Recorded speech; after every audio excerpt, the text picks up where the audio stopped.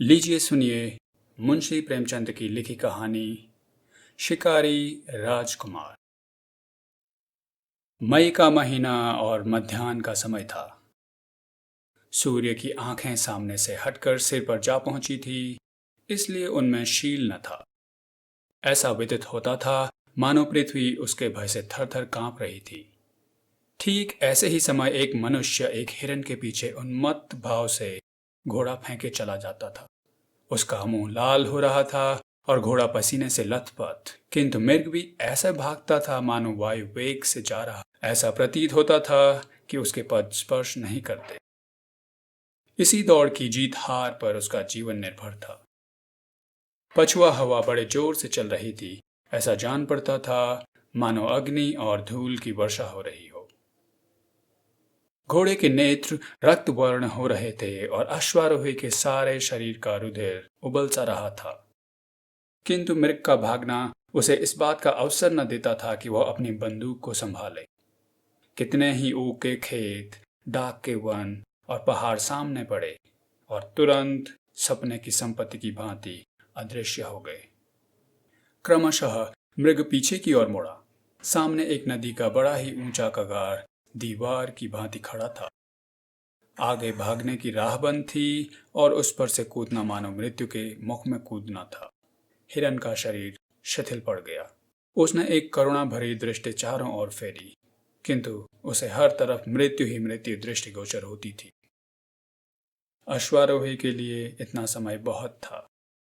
उसने बंदूक से गोली क्या छोड़ी मानो मृत्यु ने एक महाभयंकर जयध्वनि के साथ अग्नि की एक प्रचंड ज्वाला उगल दी। हिरन भूमि पर लौट गया। जब तक वह इस ध्यान में मग्न था, उसको सूर्य की प्रचंड किरणों का लेस मात्र भी ध्यान न था। किंतु ज्यों ही उसका ध्यान उधर से फिरा, वह उष्णता से विह्वल हो उठा और करुणापूर्ण आंखें नदी की ओर डाली। लेकिन वहां तक पहुंचने का कोई भी मार्ग न देख पड़ा। न कोई वृक्ष ही दिख पड़ा जिसकी छांव में जरा सा विश्राम करता। इसी चिंतावस्था में एक अति दीर्घकाय पुरुष नीचे से उछलकर कगारे के ऊपर आया और अश्वारोही के सम्मुख खड़ा हो गया। अश्वारोही उसको देखकर बहुत अचंभित हुआ। वह एक बहुत ही सुंदर और हष्ट-पुष्ट मनुष्य था। मुख के भाव उसके हृदय की स्वच्छता और चरित्र के निर्मलता का पता देते थे। वह बहुत ही दृढ़ प्रतिज्ञ, आशा निराशा तथा भय से बिल्कुल बेपरवाह सा जान पड़ता था। मृग को देखकर उस सन्यासी ने बड़े स्वाधीन भाव से कहा, राजकुमार, तुम्हें आज बहुत ही अच्छा शिकार हाथ लगा। इतना बड़ा मृग इस सीमा में कदाचित ही दिखाई पड़ता है। राजकुमार के अचंभे की सीमा न रही। उसने देखा कि साधु उसे पहचानता है। राजकुमार बोला, जी हाँ, मैं भी यही ख्याल करता हूँ। मैंने भी आज तक इतना बड़ा हिरन नहीं देखा। लेकिन उसके पीछे आज बहुत हैरान होना पड़ा। सन्यासी ने दयापूर्वक कहा, निसंदेह तुम्हें दुख उठाना पड़ा होगा। तुम्हारा मुख लाल हो गया है और घोड़ा भी बेदम हो गया है। क्या तुम्हारे संगी बहुत पीछे रह गए? इसका उत्तर राजकुमार ने बिल्कुल बेपरवाही से दिया, मानो उसे इसकी कुछ भी चिंता न थी।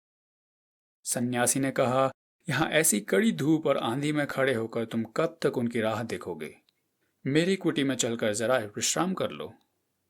तुम्हें परमात्मा ने ऐश्वर्य दिया है, लेकिन कुछ देर के लिए संन्याश्रम का रंग भी देखो और वनस्पतियों और नदी के शीतल जल का स्वाद लो।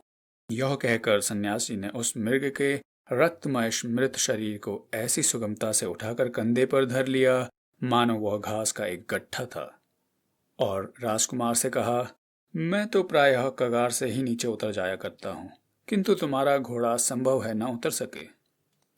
अतएव एक दिन की राह छोड़कर 6 मास की राह चलेंगे। घाट यहाँ से थोड़ी दूर है और वहीं मेरी कुटी है। राजकुमार सन्यासी के पीछे चला। उसे सन्यासी के शारीरिक बल पर अचंभा हो रहा था। आधे घंटे तक दोनों चुपचाप चलते रहे। इसके बाद ढालू भूमि मिलनी शुरू हुई और थोड़ी देर के बाद घाट आ पहुंचा। सन्यासी की कुटी हरे भरे वृक्षों के नीचे सरलता और संतोष का चित्र बन रही थी। राजकुमार की अवस्था वहां पहुंचते ही बदल गई थी। यहाँ की शीतल वायु का प्रभाव उस पर ऐसा पड़ा जैसे मुरझाते हुए वृक्ष पर वर्षा का। उसे आज विदित हुआ कि तृप्ति कुछ स्वादिष्ट व्यंजनों पर ही निर्भर नहीं है और न निद्रा सुनहरे तकियों की ही आवश्यकता रखती है। शीतल मंद सुगंध वायु चल रही थी।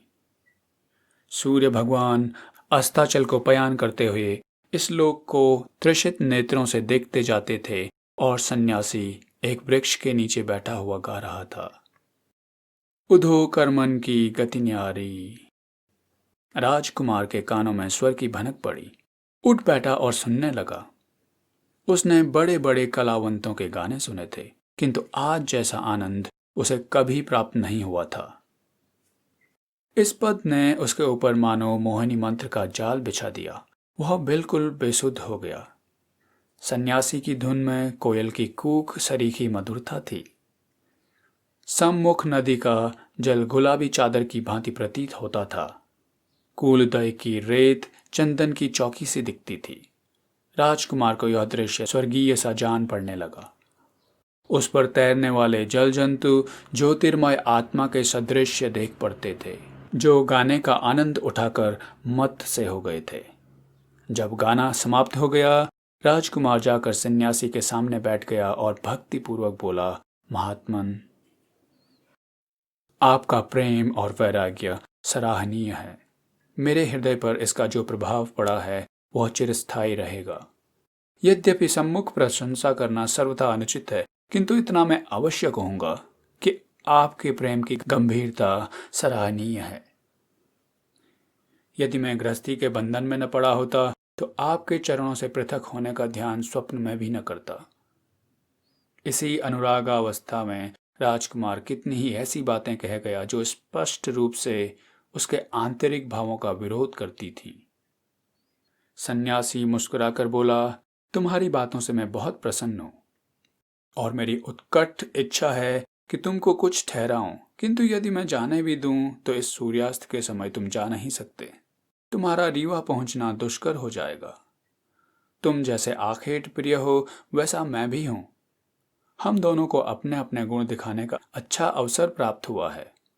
कदाचित तुम भय से न रुकते, किंतु शिकार के लालच से अवश्य रहोगे।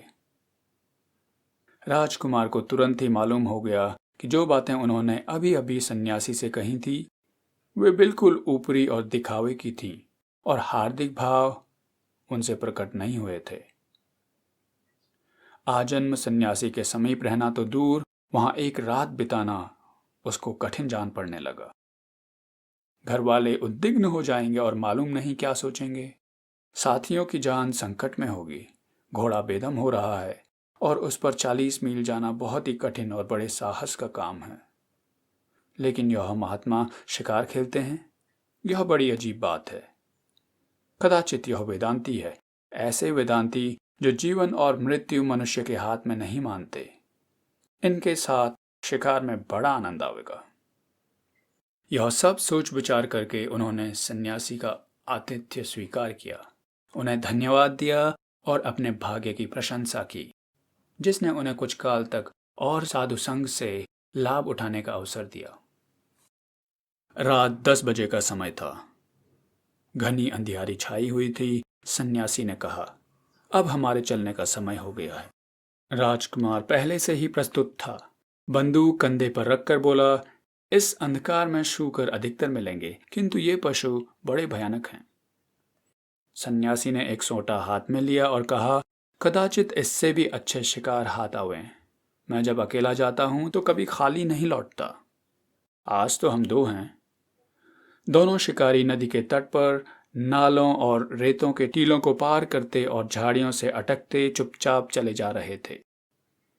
एक और श्याम वर्ण नदी थी जिसमें नक्षत्रों का प्रतिबिंब नाचता दिखाई देता था और लहरें गान कर रही थी। दूसरी ओर घनघोर अंधकार, जिसमें कभी कभी केवल खगोतों के चमकने से एक क्षण स्थायी प्रकाश फैल जाता था। मालूम होता था कि वे भी अंधेरे में निकलने से डरते हैं। ऐसी अवस्था में कोई 1 घंटा चलने के बाद वह ऐसे स्थान पर पहुंचे जहां एक ऊंचे टीले पर घने वृक्षों के नीचे आग जलती दिखाई पड़ी। उस समय इन लोगों को मालूम हुआ कि संसार में इनके अतिरिक्त और भी कई वस्तुएं हैं। सन्यासी ने ठहरने का संकेत किया। दोनों एक पेड़ की ओंट में खड़े होकर ध्यानपूर्वक देखने लगे। राजकुमार ने बंदूक भर ली। टीले पर एक बड़ा छायादार वट वृक्ष था। उसी के नीचे अंधकार में 10-12 मनुष्य अस्त्र शस्त्रों से सुसज्जित मरजई पहने चरस का दम लगा रहे थे। इनमें से प्रायः सभी लंबे थे, सभी के सीने चौड़े और सभी हष्ट-पुष्ट। मालूम होता था कि सैनिकों का एक दल विश्राम कर रहा है। राजकुमार ने कहा, यह लोग शिकारी हैं? सन्यासी ने धीरे से कहा, बड़े शिकारी हैं। यह राह चलते यात्रियों का शिकार करते हैं। ये बड़े भयानक हिंसक पशु हैं। इनके अत्याचार से गांव के गांव बर्बाद हो गए हैं और जितनों को इन्होंने मारा है उनका हिसाब परमात्मा ही जानता है। यदि आपको शिकार करना हो तो इनका शिकार कीजिए। ऐसा शिकार आप बहुत प्रयत्न करने पर भी नहीं पा सकते। यही पशु हैं जिन पर आपको शस्त्रों का प्रहार करना उचित है। राजाओं और अधिकारियों के शिकार यही हैं। इससे आपका नाम और यश फैलेगा। राजकुमार के जी में आया कि 2-1 को मार डालें, किंतु सन्यासी ने रोका और कहा, इन्हें छेड़ना ठीक नहीं। अगर यह कुछ उपद्रव न करें तो भी बच निकल जाएंगे। आगे चलो, संभव है इससे भी अच्छे शिकार हाथ आवें। तिथि सप्तमी थी और चंद्रमा भी उदय हो गया। इन लोगों ने नदी का किनारा छोड़ दिया था। जंगल भी पीछे रह गया था। सामने एक कच्ची सड़क दिखाई पड़ी और थोड़ी देर में कुछ बस्ती भी देख पड़ने लगी। सन्यासी एक विशाल प्रासाद के सामने आकर रुक गए और राजकुमार से बोले, आओ इस मोलसरी के वृक्ष पर बैठें, परंतु देखो बोलना मत, नहीं तो दोनों की जान के लाले पड़ जाएंगे। इसमें एक बड़ा भयानक हिंसक जीव रहता है जिसने अनगिनत जीवधारियों का वध किया है। कदाचित हम लोग आज इसको संसार से मुक्त कर दें। राजकुमार बहुत प्रसन्न हुआ और सोचने लगा, चलो रात भर की दौड़ें तो सफल हुई। दोनों मोलसरी पर चढ़कर बैठ गए। राजकुमार ने अपनी बंदूक संभाल ली और शिकार की जिसे वह तेंदुआ समझे बैठा था बाट देखने लगा। रात आधी से अधिक व्यतीत हो चुकी थी। यकायक महल के समीप कुछ हलचल महसूस हुई और बैठक के द्वार खुल गए। मोमबत्तियों के जलने से सारा हाता प्रकाशमान हो गया। कमरे के हर कोने में सुख की सामग्री दिखाई दे रही थी। बीच में एक हष्ट-पुष्ट मनुष्य गले में रेशमी चादर डाले, माथे पर केसर का अर्ध लंबाकार तिलक लगाए, मसनद के सहारे बैठा सुनहरी मुहनाल से लच्छेदार धुआं फेंक रहा था।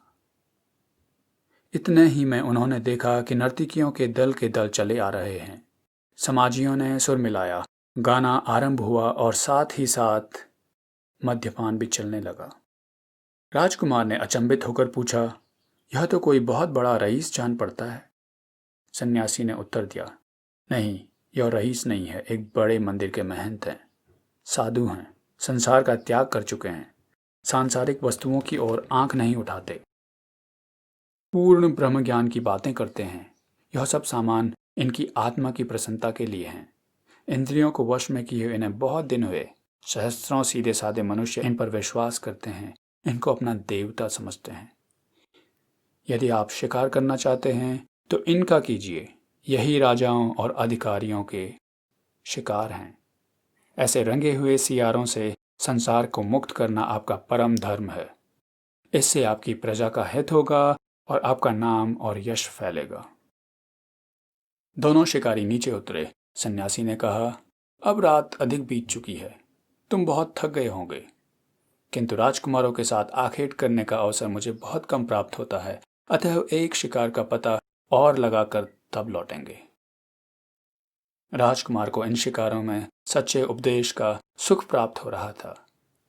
बोला, स्वामी जी, थकने का नाम न लीजिए। यदि मैं वर्षों आपकी सेवा में रहता तो और न जाने कितने ऐसे आखेट करना सीख जाता। दोनों फिर आगे बढ़े।